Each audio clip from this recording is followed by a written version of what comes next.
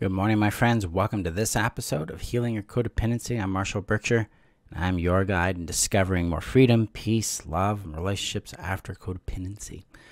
So, my friends, today we're going to talk about a concept, a little bit on theory and how it applies to our real life, specifically with how we deal with availability.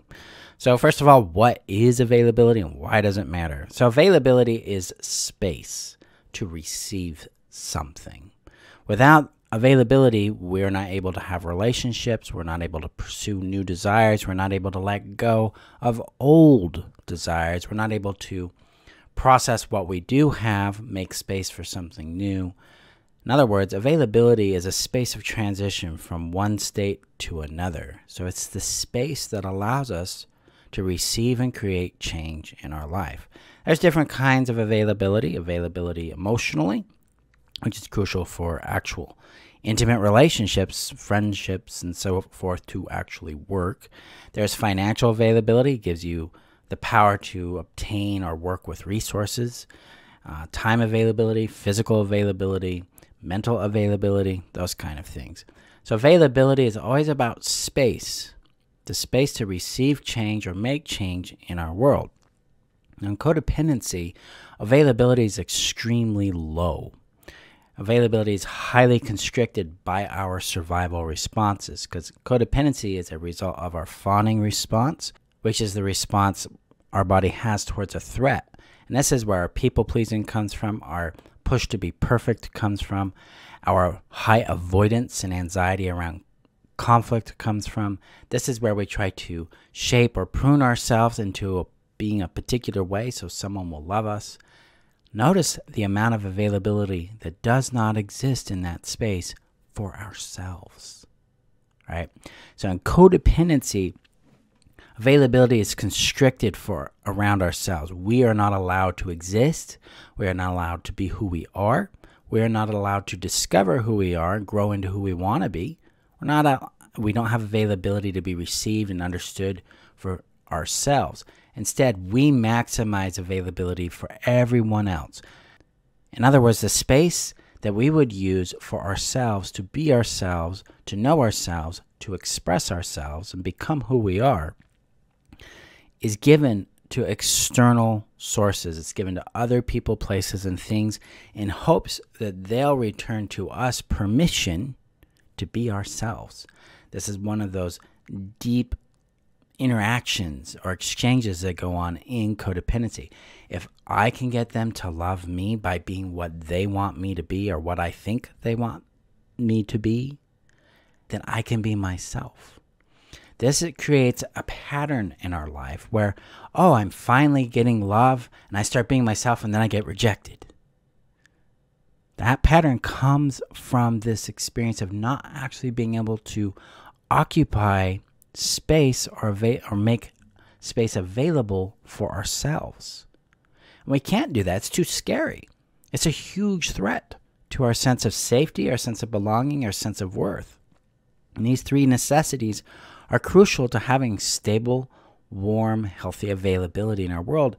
And when we're dealing with narcissistic family systems or cultures, we're dealing with abusive and neglective family systems and cultures, we will suffer that way because we have to constrict to survive, because now we have to be in reaction to the environment around us. So what do we do about this?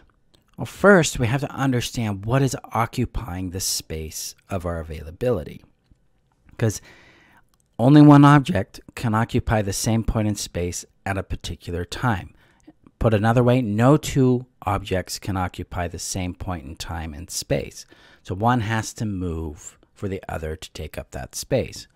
So in my work, what we do is we acknowledge what's in the space. Hey, pain, shame, fear, emptiness, loneliness, joy, hope, desire, people-pleasing, perfectionism, avoidance, clinging, chasing, anxiety, whatever is there, we allow it to come in to our awareness and take up a little more of that availability, a little more of that space. Because what this does is it allows us to connect with what is present And that allows us to nurture it, to bring it through its own organic process of moving out. Because life is about flow, and emotions are about flow. Relationship is about flow. Something comes in, something moves out, because it's about that space. What is in the space, when we allow it to move and to be processed and integrated, moves out of that space, creating new availability for something else to come in. This is the fundamental principle behind effective, real healing. So we start with what shows up, and if it's really big, that's okay.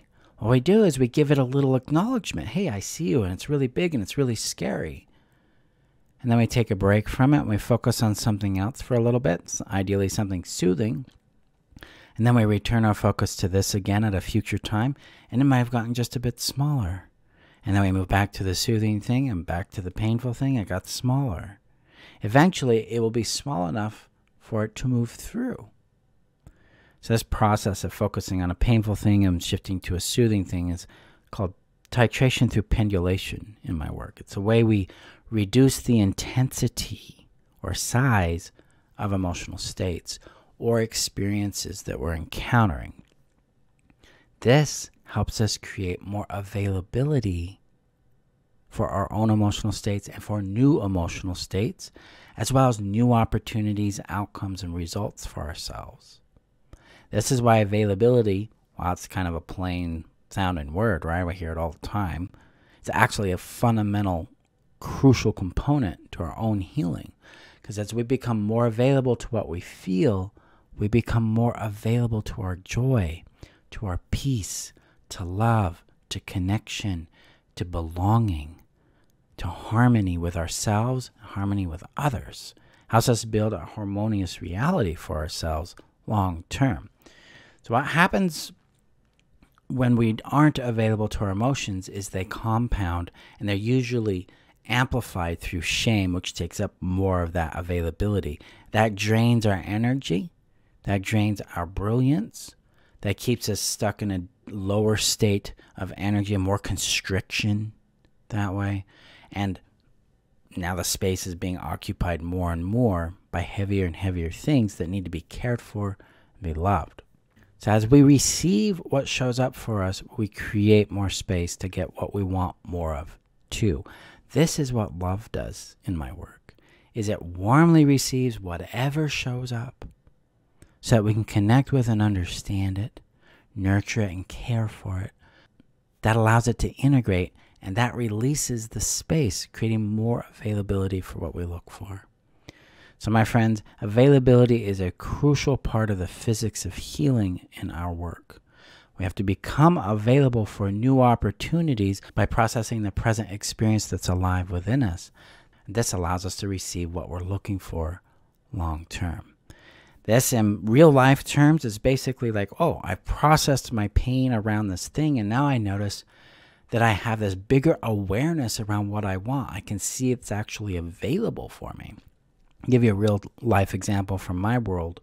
For a very, very long time in my life, since I was like 6 or 7, I really didn't think I was found to be a very attractive, appealing person to girls. So I did not have a lot of availability to receive interest, affection, attention from girls because of the trauma I was carrying in my body. I was occupying that space of being received and known. There's a lot of pain, a lot of shame, a lot of fear, a lot of harm there. But as I have processed on that, and the healing and integration and rest has come into that space, my body's awareness shifted, and I started to see all these signals of interest and availability and receptiveness from girls and from women as I grew up into an adulthood.